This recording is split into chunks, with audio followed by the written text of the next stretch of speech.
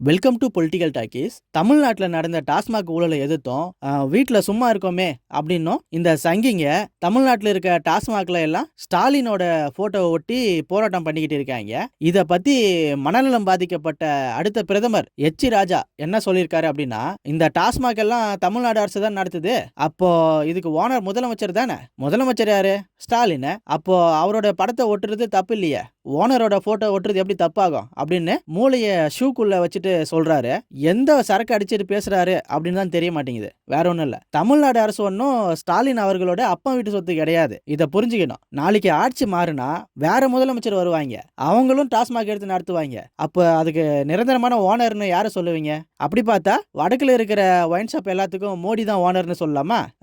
அப்படின்னா ஒரு வேலை பண்ணுவான். உலகத்திலேயே கோமாதா கறியை அதிகமா எக்ஸ்போர்ட் பண்றதுல இந்தியா தான் முதலிடம். அப்படின்னா எக்ஸ்போர்ட் பண்ணப்படுற இந்த மாட்டுக்கறியில எல்லாம் மோடி, அமித்ஷா இவங்களோட மூஞ்சியை ஒட்டி எக்ஸ்போர்ட் பண்ணலாமா? ஏன்னா ஒன்றிய அரசுல அவங்க தானே ஆட்சியில் இருக்காங்க.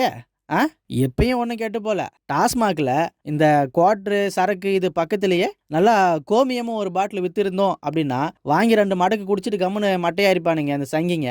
அது இல்லாதனால தான் இப்படி உருட்டிட்டு இருக்காங்க. ஆனா ஒரு உண்மையை சொல்லணும் அப்படின்னா, இந்த டாஸ்மாக் முன்னாடி முதலமைச்சரோட போட்டோ ஒட்டி போராடுறது ஒரு நல்ல எதிர்ப்பு நிலை தான். அப்பயாவது பார்த்துட்டு இந்த மது விலக்கு வந்துடாதா அப்படின்னு நமக்கு தோணுது. ஆனா இந்த கொலை, கொள்ளை, கற்பழிப்பு, இந்த பாலியல் வழக்குன்னு உலகத்திலேயே கேவலமான கட்சினா அது பாஜக தான். இவனுங்கெல்லாம் போராட்டம் நடத்துற அளவுக்கு தமிழ்நாடு ஒன்றும் அவ்வளோ கீழே போயிடல. அவ்வளோதான்.